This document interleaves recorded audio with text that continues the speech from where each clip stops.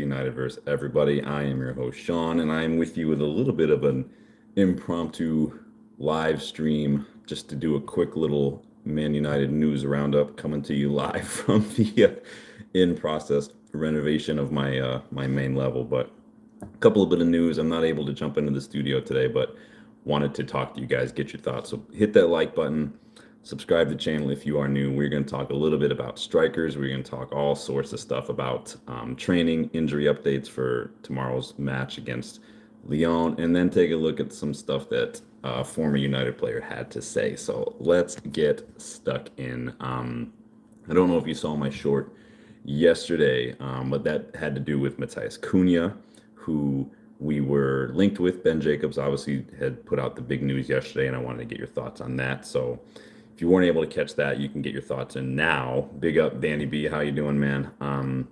So obviously it was reported that we were set to hold talks with Matthias Cunha, according to Ben Jacobs, and that's reportedly going to be happening in the next couple of days.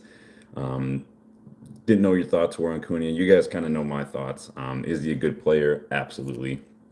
Does he fit the system? Absolutely.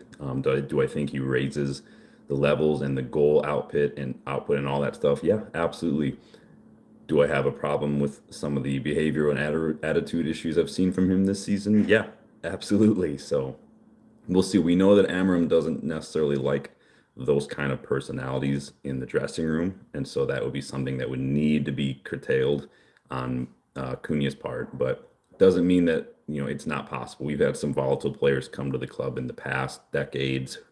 And like Fergie was able to kind of rein him in. Sometimes you can't, but it's just a matter. And if it's something that we are interested in as a club, if that's something that Amram wants to take on, and so interesting to hear. But Danny says he's class, but question his attitude. But we could have said the same about Cantona. Yeah, I think you mentioned that before too when it comes to Cantona. It's a roll of the dice. Same as it's a roll of the dice when you sign any player in terms of quality, adjusting to the league, teammates, the system, all that stuff. It's all a roll of the dice. So it's just a matter on which dice you want to roll. Attitude is a different thing than just quality, output and development and ceiling potential, all that stuff. So you don't know what the future holds with potential, but you can base a lot of stuff on what you see now, like these attitude issues. So we'll see. We talked a little bit yesterday about the release clause, what that looks like. Again, I don't think we can afford a release clause. 62 million. Yes, it seems cheap, but we can't afford to pay that. I just noticed I'm getting a little gray in my facial hair here. Awesome. It's just getting old, guys. You guys know that. So again, if it's something we are pursuing, if something Amram wants to take on, if it's something the club see as a signing, it's going to have to be negotiating a lower fee somehow. Because again, you can get less than the release clause if, like, let's say Cunha asked to move or something, or we pay more and we spread it out like we did with Joshua Zirkzee. If you guys remember, that's what we did that deal. Sorry, I'm using my phone. I'm not used to using the phone, but. So, or we just walk away. But Danny says Delap and Cunha would be good with not just one. Yeah, both would be really good. And I think that they honestly are better than potentially Zirkzee Garnacho. But it's not bad to have depth, right? I still want Turkey though. But but let me know if it's something we're interested in. Like I said yesterday, I don't want us to chase this all summer to see what we can do and then either pay a lot of money because we left it too late, like the Harry Maguire situation, or I don't want us to see us just miss out because we spent all our summer focusing on one player rather than getting other deals done. So whatever we do, you guys know, just get it done early, get it done so we can have a squad that Amram needs, or a big portion of it going into preseason. I don't know if you guys can hear my dogs downstairs squeaking away at their toys, but we'll see what happens there. So sticking with strikers, though, Dawson from ESPN, so Rob Dawson. You guys know how I feel about ESPN, but we got to talk about it. He reports that one rumored United target is demanding some pretty hefty wages, whatever club picks him up next. So Victor Osimhen's wage demands are expected to reach over 300K a week. Rough 340K a week was the number that was put out that I saw earlier. And I saw another report. It was like 9.5 million per year in terms of a salary. So that's That's pretty hefty. We know that United are not trying to pay these kind of wages anymore. We know we're actively trying to move on players that are on big wages. We're trying to get players that are on first or second contracts. And so it's just that doesn't seem doable for me. Galatasaray's VP believes that Osimhen is going to announce his next club soon. I don't know if you guys saw these comments. He said that Osimhen is going to announce his decision in April. So anytime here. And he says at the moment, 5 of the world's top clubs are interested in him. His arrival here was a dream. He came, and for now, he's playing with us. In January, there was talk of a transfer, but he stayed. He loves Galatasaray very much. Right now, he is the dream of all of our rivals. We're focused on winning the title. We have not had direct discussions with Victor yet. So I wish you all the best in the Saudi league, bro. Sorry, but we're not paying 340K a week. That's ridiculous. As Danny says, 250K with performance bonuses are pissed off. Yeah, I got no problem with that. I'm switching hands because that's hurting my fingers here. But yeah, 250K a week would be what I would expect to pay for someone like that per week. But the problem is that's a lot still. And then you have situation with Kobbie Mainoo and his contract, and whatever's going on there, whoever you want to believe in terms of that. But it just throws a lot of things off.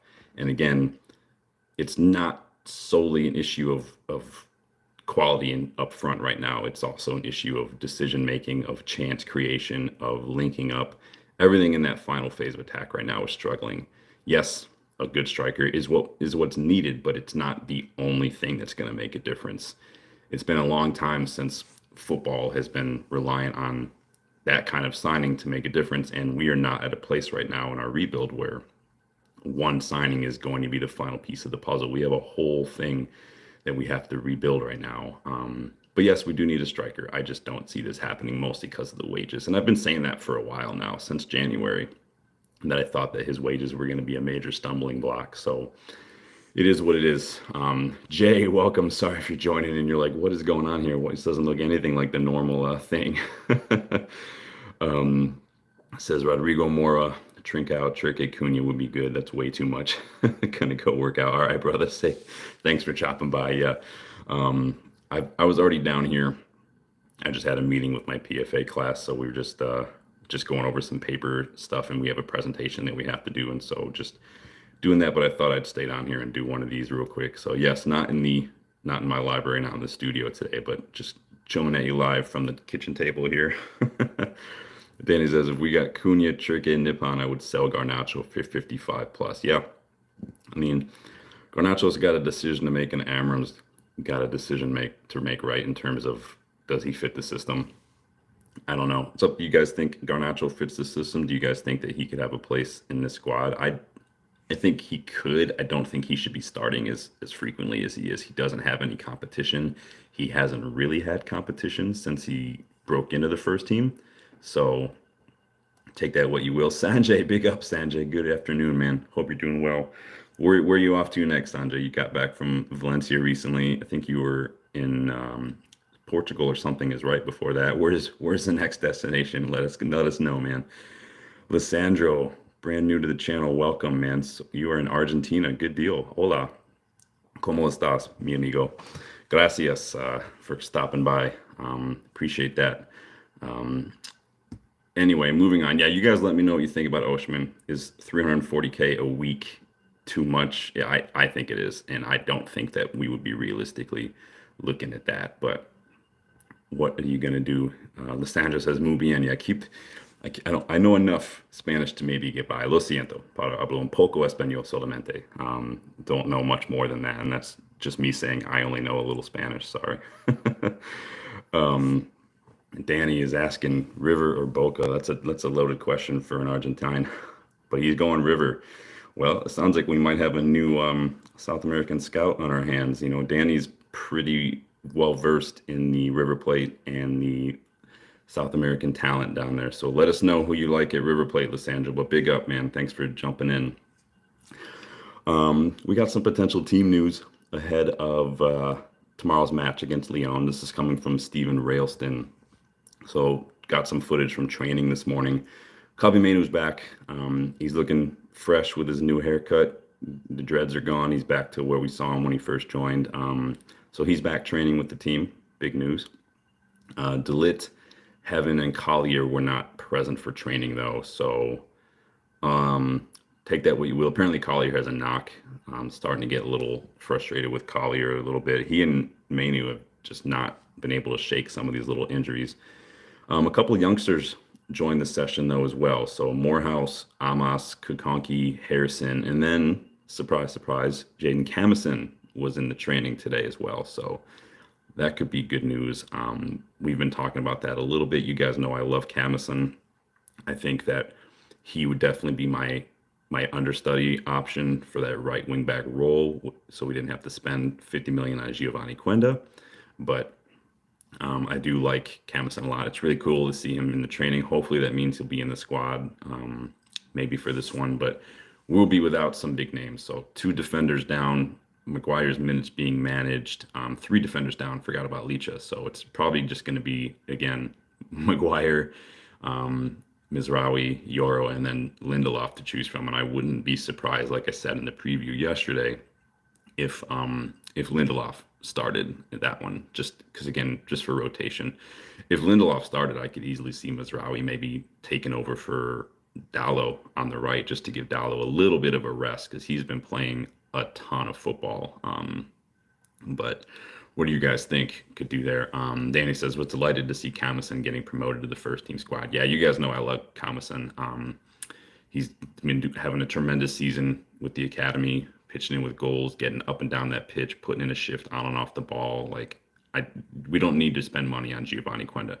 I wouldn't mind replacing Dallo with someone better, like a Frimpong, and then promoting Camison as well. But we didn't need to spend the money on Quenda like Chelsea did. Plus, Quenda's staying at Sporting for another year, so we wouldn't have had him anyway. So sticking with European football, though, and Danny agrees, yeah, it has been confirmed that the top 5 in the Premier League at the end of the season are going to automatically qualify for the Champions League. So big news there. And again, that's because of the coefficient, because the English teams are doing well. Us, Chelsea, and Villa still in the mix, still doing it. And then obviously Arsenal as well. I don't know what you guys watched the Real Madrid match. Oh, that was embarrassing. And I've tried to stay off YouTube today because I don't want to go on and see all the Arsenal fans come out of the woodwork now that they've actually got a big win. If anybody could come back in the second leg and do something, it is Real Madrid. But I don't see it happening. I don't know if you guys watched the game, but those free kicks from Declan Rice were a thing of beauty. That first one, it's unsavable. You can't save those. I sent Justin, you guys know Justin, I sent him a clip of that first one that went about 5 yards wide of the post and then curled back in. Like, what can you do about that? Nothing. There's nothing. It was an absolute beautiful, like, sweet as a nut, man. Like, you can't do anything about that. Like Danny says, screamer. And then Marino chipping in too. So that was not a great game for Madrid. And the problem for Madrid is that Arsenal were just getting back into shape too much. Madrid are a counterattacking side, and Arsenal are very good at getting back in numbers. And when you do that, you nullify the biggest threat that Madrid have. And so it just wasn't happening. I think Mbappe just really threw off a lot of their rhythm from last year. Moving Bellingham to a deeper role is not getting the best out of him. So again, the biggest problem at that club is Florentino Perez, but it's not my club, so I don't care. Arsenal, I think, I forget who they get in the next round, but we'll see what happens there. But it was an interesting game to watch. I didn't even watch the other game. I didn't see what the score was. Somebody let me know. But top 5 in the Premier League do get Champions League next season. So I've also seen claims that if we win the Europa League, obviously without qualifying, does that mean the 6th place team qualifies as well? I don't know. So that means technically 6 teams qualify, right? So if top 5 qualify, but we're nowhere near top 5 and we win the Europa League, so that means 6 English teams will be in the Champions League next year, if that's correct. If I'm wrong, let me know. I'm not going to pretend to keep up with a lot of the changes in the Champions League format and whatnot, but we'll just have to go win it, and when we can figure it out later, right? That's just how we'll do it. And so moving on, while we're sticking on the subject of Champions League and European competition. So I don't know if you guys saw recently, Andre Onana had a little bit of comment about Lyon, and he basically said that he thinks United are way better than Lyon. I mean, nothing too harsh, right? I mean, it's not like he dug anybody out specifically. It's not like he was doing anything. It's just a bit of playful banter. Well, Nemanja Matic apparently took that personally. He's absolutely done Onana in Lyon's presser today, and Matic said this. He says, "When you are one of the worst goalkeepers in Man United history, you need to take care of what you're talking about." He Matic did not like those comments, and like he says, Matic buried him fast. Yeah, I mean, I thought it was a bit unnecessary. Personally, I didn't think Onana's comments were all that like bad. I mean, a player backing himself, backing his teammates, it is what it is. But Matic apparently woke up and chose violence in that press conference. He was like, "Where's that mic? I got something ready. I got one locked and loaded in the chamber. Where's Onana?" Matic had more to say though about United, and Danny says, "Yeah, very unusual for play." Yeah, Matic came at that pretty hard. He was pretty offended, I guess, but it's not the only thing Matic had to say. He had some more to say about the differences between United and Chelsea specifically. And he said that at United, it was more commercial minded. I started to think that after a couple months in the club. He said, "I understand that our salary needs to be paid, but I felt that the results were not the focus like it was at Chelsea. I maybe did 2 commercial jobs at Chelsea. At United, it was far more. I arrived at United with the anger to win trophies like I had at Chelsea, but step by step, I started to feel the trophies were not the focus. Maybe I'm not right, but that was my feeling inside." No, you are right, Nemanja.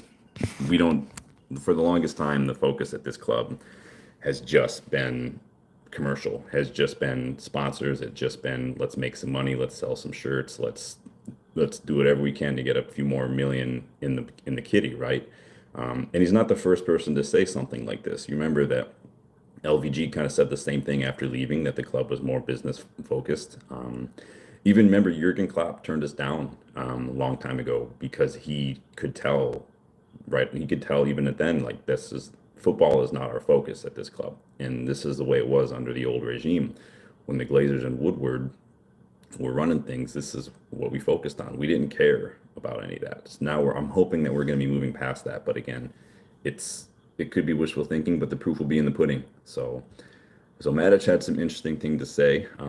Nothing that we don't already know. It just struck me as a little odd that he decided to go hard on Onana's comments. So it'll be interesting to see if what Nemanja Matic shows up tomorrow. You guys, if you don't remember and if you watch the preview, he does play for Lyon now. It's surprising because Jose Mourinho doesn't manage Lyon, so I would have thought he would be at Fenerbahce, but who is what it is. Yeah, Danny says Ralph Ragnick said the same. Yeah, it's nothing we don't already know. So it's just always, to me, it's just more vindication for any of the rivals or anybody who tries to tell us like, no, you guys do this, you guys do this. Like, no, you don't know. Like, our owners are garbage, and they have been. And you've got managers, players, everybody's saying the same thing. And the proof is right there for everybody to see. Yes, we've spent money, but we spent it horribly. And it's all spent for the wrong reasons. And without a plan, it doesn't matter how much you spend. So interesting stuff. Not much else going on in the news, but I did want to make sure I stop by in the midst of a busy day just to check in with everybody, get you guys' thoughts on everything. I did have a scout report readied up, but I'll have to do that on the next one since I don't have my computer at the moment. So in any case, let me know your thoughts on Osimhen, the wage situation. Let me know your thoughts on Matic's comments. Do you think we'll see any of these youngsters that have been training involved in the squad tomorrow? I hope we do. And then remember to leave your comments on Cunha's situation as well. Would you take Cunha? Do you have no problem with that? Do you think he fits the system? All that. I want to know your thoughts. I want to know your opinions. And then, yeah, go check out the match preview and let me know your thoughts in the comments and predictions on that as well. Until then, thank you everybody for stopping by. I know there wasn't much warning, and I know we kind of jumped in real quick, but I just wanted to make sure I touch base because I like y'all so much. So yeah, cheers, Danny. Cheers, everyone. Good to see the new face, Lissandro25. Appreciate that, man. Don't be a stranger, and I will see you guys hopefully at it tomorrow, Friday, chatting a little bit about a big win on the road. So until then, take it easy, enjoy your day, and I will see you guys on the next one. Later.